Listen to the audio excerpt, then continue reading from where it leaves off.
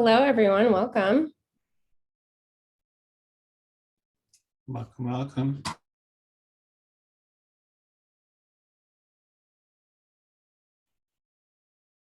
This is our new volunteer welcome session.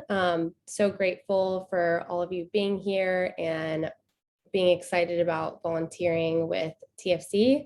It should be a great session.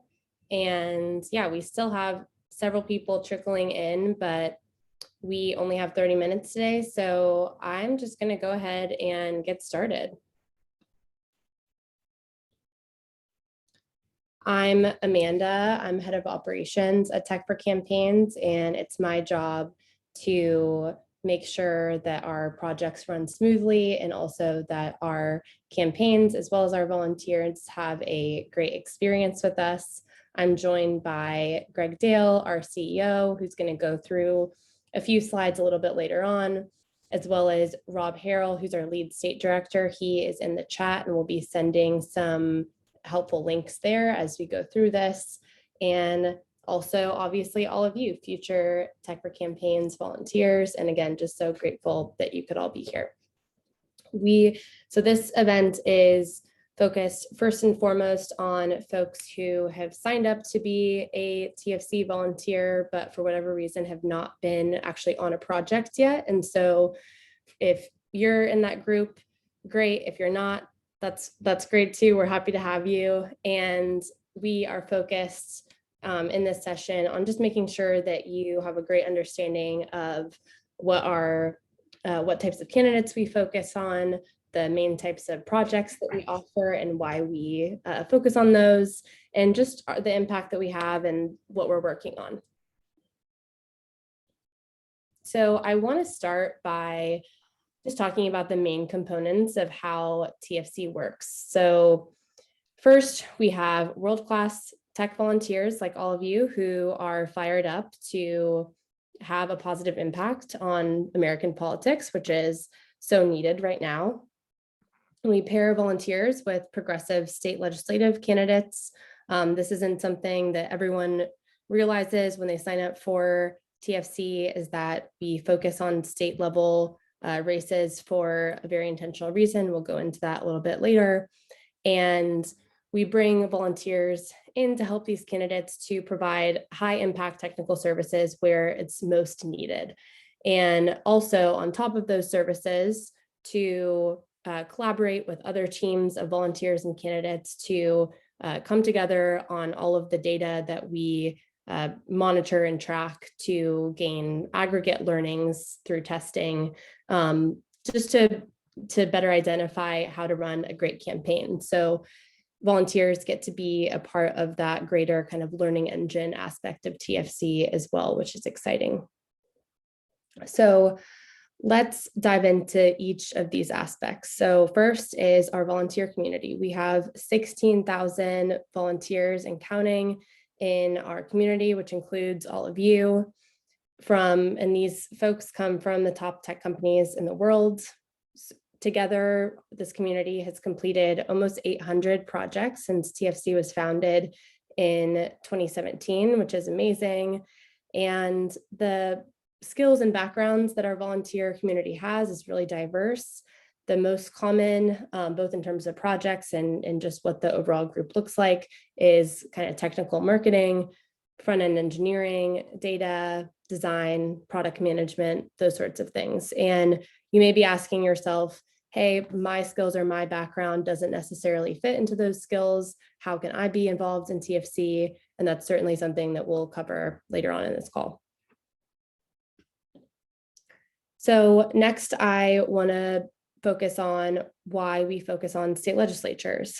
And long story short, state races don't get even a fraction of the resources and media attention that national races do, which to us just doesn't really make sense given our political environment today.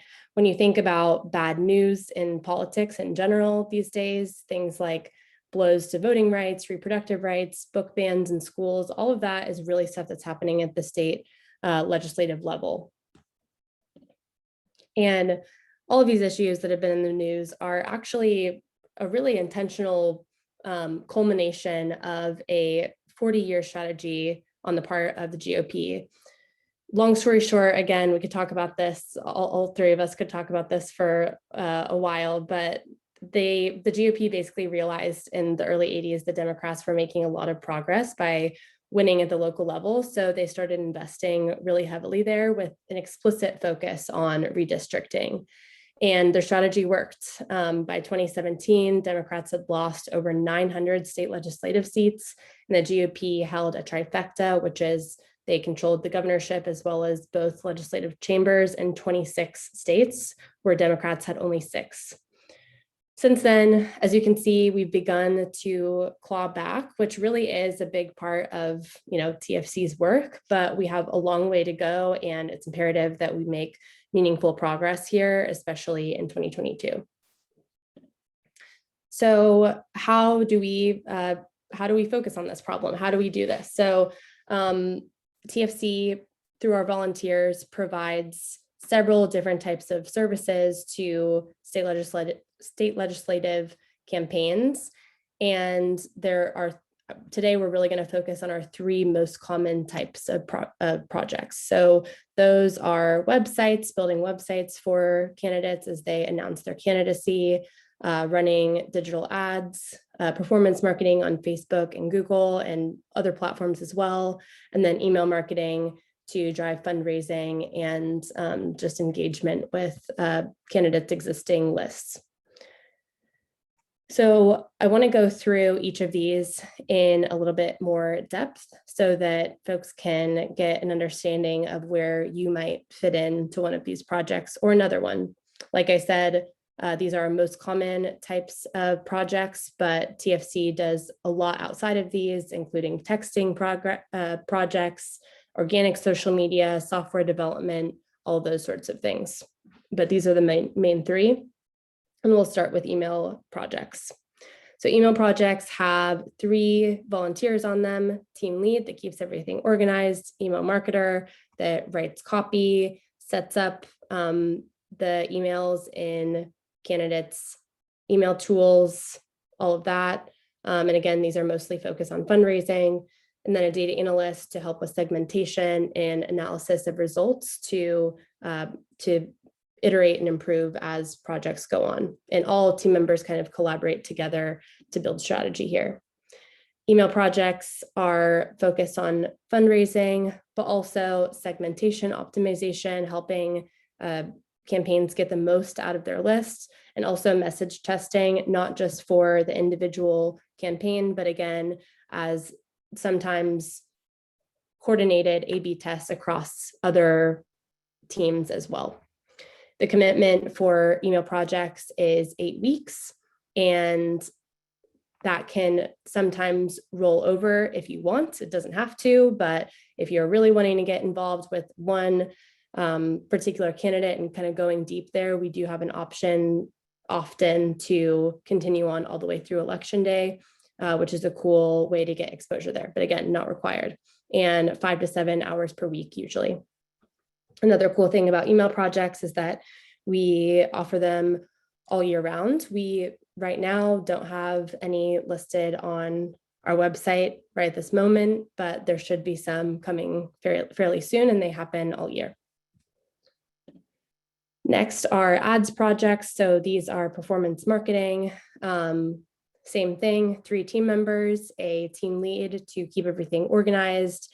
And these team leads are especially focused on the data and the performance and making sure that everything is meeting the benchmarks that we have in place for performance.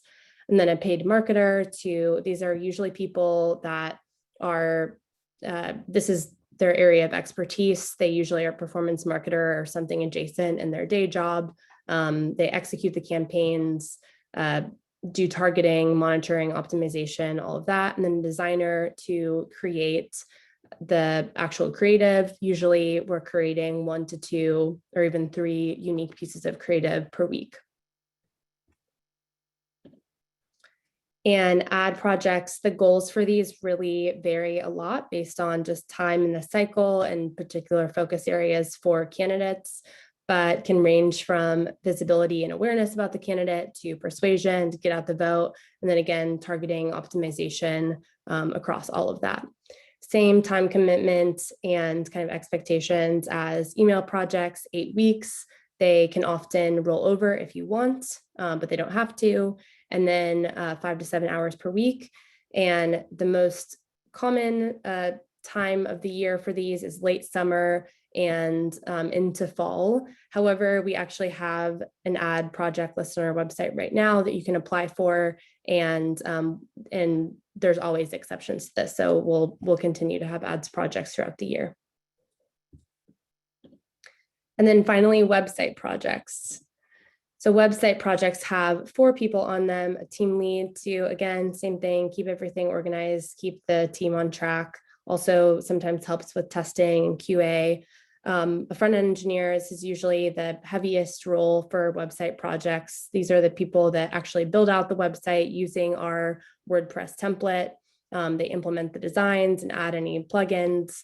So they actually build everything. The designer creates mockups and then collaborates with the front-end engineer to get those implemented. And then a copywriter usually takes some copy that the campaign already has and translates that into compelling and actionable copy for the website.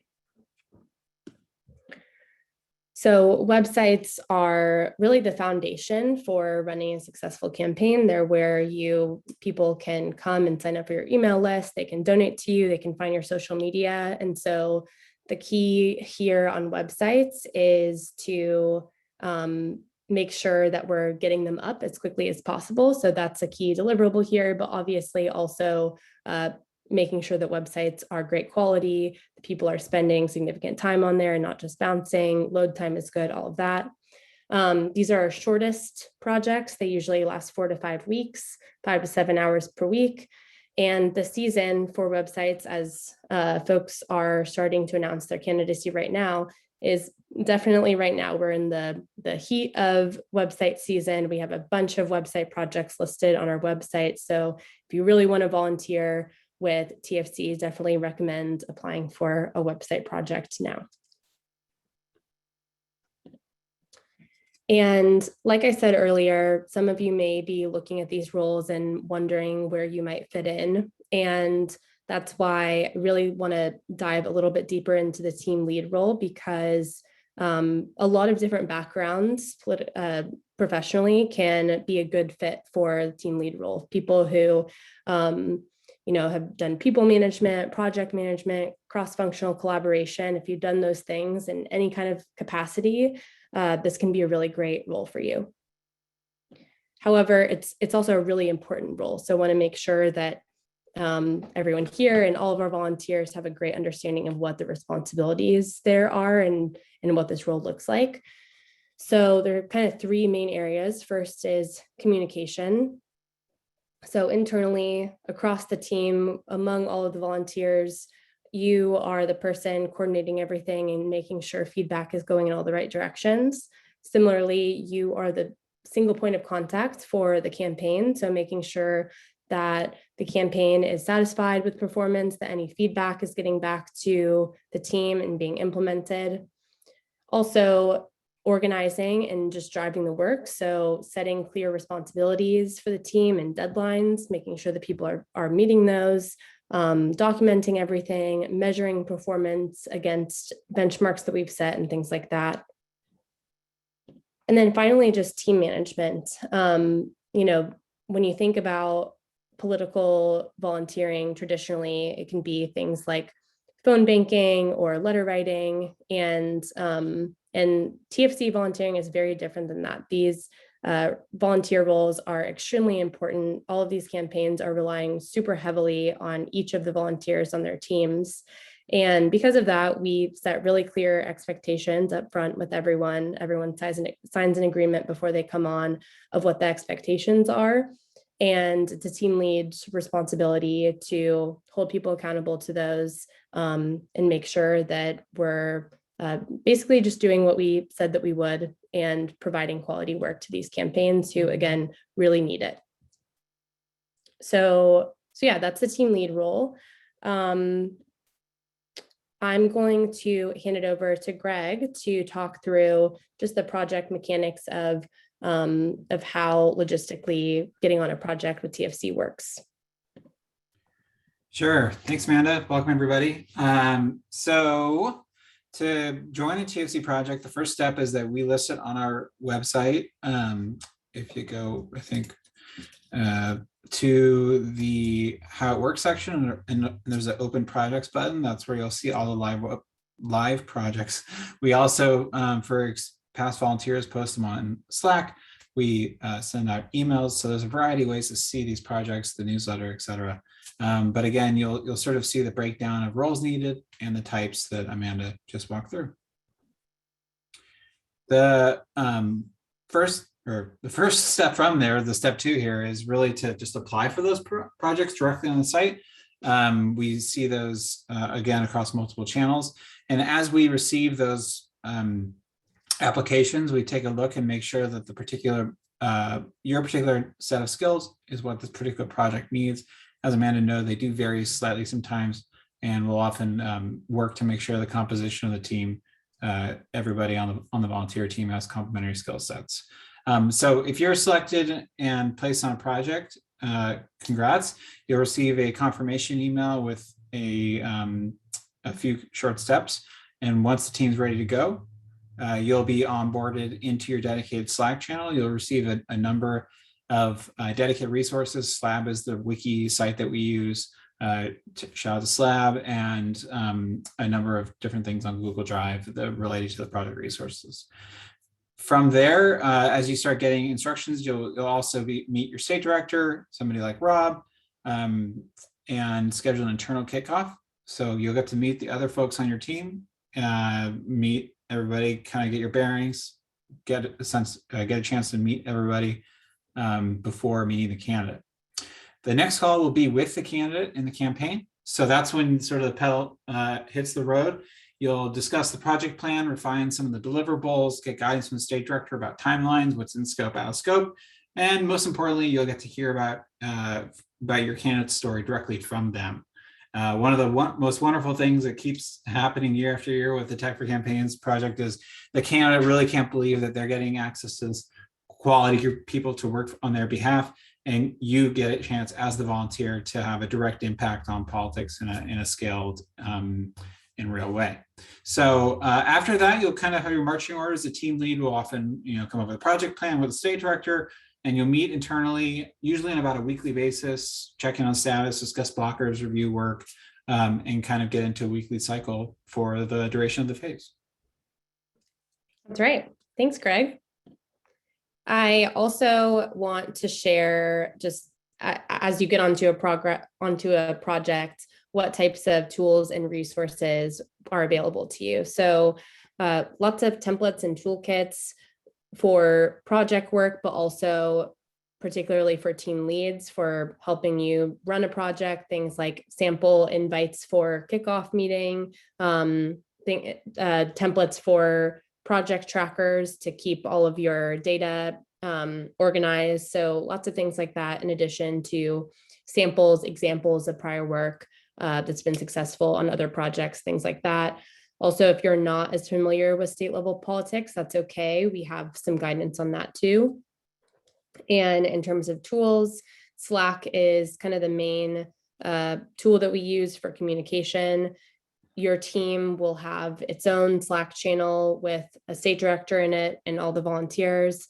Plus, we have channels for specific types of projects where you can ask other volunteers who are either currently working on the same type of project with you or previously have any questions or bounce ideas off of each other. We also have Slab, which is like a series, it's our wiki, which has all of our documents in it with everything from guidance on how to get started to if you run into a particular issue, what to do. And then we also have people. So we have folks like Rob, who are state directors and are on most of your calls, both internally and with the campaign, who are there to answer any questions, remove blockers that you have, things like that.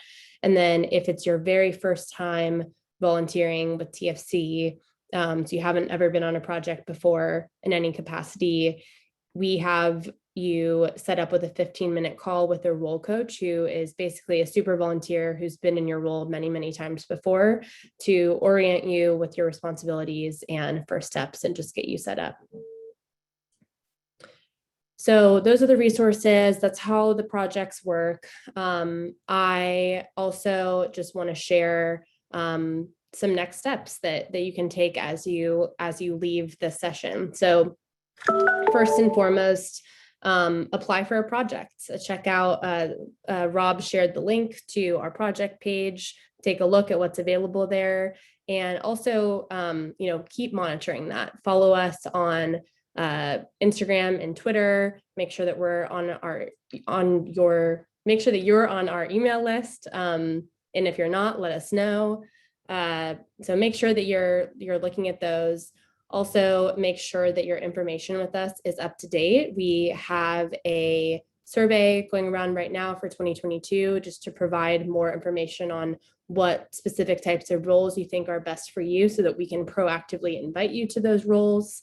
And then, and also how to best get in contact with you. In that survey, there's a question to provide your phone number so that we can text you, which is sometimes easier for people who are on the go.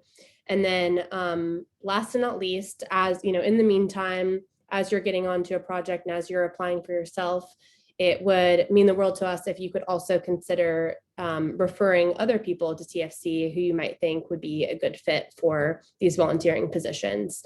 We just this year recently kicked off a program that allows you to earn rewards for referring people. So Rob shared the link here about how that works. You basically get a custom URL with a unique identifier to you that you can share with friends. And if they sign up with that URL, you get points. And also if they end up getting on a project, you get points as well. So would really appreciate that. And yeah, I think that's basically the basics. And yeah, let's take some time to answer a few questions. Take a look. I saw one question about, do you need to be a volunteer on another type of role before becoming a team lead? No, you don't. You can go right into being a team lead. And again, if it's your first time volunteering, you'd have a 15-minute session with another kind of super volunteer type of person to get you oriented. And as you ramp up, you can also lean on your state director for support too. So it's totally okay to apply for team lead roles if you have not been on one before. Maybe I'll ask questions on the person's behalf. Yeah, sure. Sarah says, how realistic is the 5 to 7 hour estimate for team leads? Are questions coming in at all hours? Yeah, so it is, there are questions that come in at different times, and we appreciate when folks can get back soon, but we also totally do recognize that this is usually something that people are doing in addition to a day job. And so we set expectations with the campaign that this is not like a real-time scenario and that we're working with volunteers. So no, you should be able to, not interfere with that. And in terms of just the general 5 to 7 hour a week estimate, on average, that is absolutely reasonable, especially for a team lead. It may be a little bit front heavy. So in the first week or so, you may work a little bit, you may have a little bit more than that to do, but then over the rest of the project, a little bit less. So yeah, it may vary in terms of week to week, but on average, I would definitely say that that's, that we're confident that it's usually about that amount. Also from Sarah, WordPress. Friends who can't stand WordPress, do they have to use WordPress? It's usually what we recommend. So yes, that's kind of an area where we work with what the candidate wants to use, because they're the people that are going to have to be maintaining it. So unfortunately, if they want to use WordPress, it's usually what we do use. I will say we're always open to ideas. Yeah. For alternate solutions. Yeah. Yeah, we feel the pain. Longer term internal projects. What are some examples of those? Yeah, so there are a lot of different ones. Some projects that help support just TFC's operations, so helping us with our own social media or operations, helping us with aggregating. We do postmortems every year across all of our different campaigns and projects. So a lot of data projects there where it'll be just data analysts looking at all of our aggregate data and identifying trends and learnings from that. Software development, we've built apps before, things like that. Lots of cool things that are kind of one-off. Greg, do you have any other cool ones to add? Yeah, sort of more involved data analysis is often, like Amanda mentioned, that's often one that happens if you know a lot about Zapier, Airtable, or SendGrid. We're always down to talk to you. Baran asked similar, there's an internal role, it's not part of any campaign on the projects page. Can you tell us what that is? Oh, yes, that is, so there's a role on the website that is for people, if you look at all the projects and you don't see anything that you think you're a fit for, you can add your information to that one. And that just tells us that if another project comes up that is a fit for your skills, that we know that you want to volunteer soon. So you're welcome to fill that out too. Carlos, ads project focused on Facebook, or do we use other platforms like Google or even TikTok? Yeah, so it really depends on what the campaign wants. Most of them are focused on Facebook and Google, but we're definitely open to trying new platforms, and we encourage campaigns to try out new platforms. So when campaigns are open to it, and so are teams, it's definitely something that we encourage. Then, do all projects revolve around specific campaigns and candidates? Do we get involved in any tech work on broader progressive and democratic goals? Yeah, great question. So we do some projects for overall caucuses. So right now, for example, we have an ads project open for Michigan House Democrats. So that's to support all of just that entity, which in turn kind of helps all Democrats running for Michigan House. So we do some of that. We also do some work partnering with other organizations like Revolutionaire. I don't know, Greg or Rob, if you want to say a couple words about that one that was recent. Sure. We work for an organization, as you said, called Revolutionaire, which was founded by a couple sisters in Canada that was working on racial justice issues across both Canada and the United States. And we staffed an ads project with them and helped them formulate their message and build out their program. Essentially presented it as an option for people to volunteer for and work with them specifically on that cause. I also add that we do partner with other progressive organizations on specific projects, but the reason for the focus on campaigns is that there's sort of a different motion to campaigns, and we want to make sure that we pick something and by and large do it so we get good at it and we can bring more and more campaigns value. Anonymous says, is there a way to know a little more about a candidate's position on key issues? Which is a funny and a kind of ironic question. Yeah, that's a good point. We actually were just talking about we're just talking as a staff about wanting to provide more context there on our websites. That's something that we're working on. And another option for that is there's other resources out there for this. If the candidate already has a website, which is pretty common, especially for if you're looking at candidates on non-website projects. Can check out, usually websites will include candidates' issues. And then also there's resources like Ballotpedia and stuff like that that can go in depth on folks' issues. I'll add that the website projects are often the people that are involved in establishing those, the sort of messaging around those issues and making it public. So we often work with candidates that are at the stage of getting their campaigns off the ground, and you're in the chance of the in at the ground floor, and helping it shape obviously the way we display those messages. Yeah, that's right. Probably have time for one more question. Let's go with Brent. If I'm not sure I'm qualified, how can I be more certain? Is there a process to make sure that roles are filled by people who can handle them? Yeah, that's a great question. So we take project matching really seriously. We look at people's LinkedIn, look at their experience, and match according to that based on first come, first serve.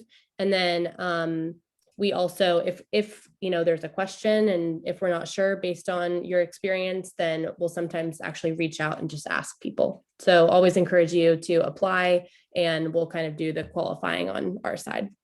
Yeah, one Adam, I was just going to interject because I accidentally clicked answer live instead of reply, but we have a WordPress template that does all the things in a set of plugins that are recommended.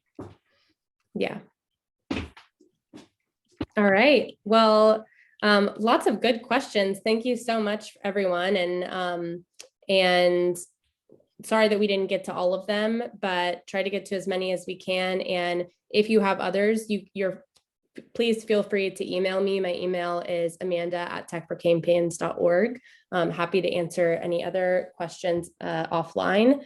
And yeah, just thanks again, everyone, so much for being here, for being fired up about volunteering with us. It really means the world to us. We couldn't do anything that we do without you. So appreciate it. And yeah, I hope you have a great afternoon and evening. Bye-bye. Thank you, everybody.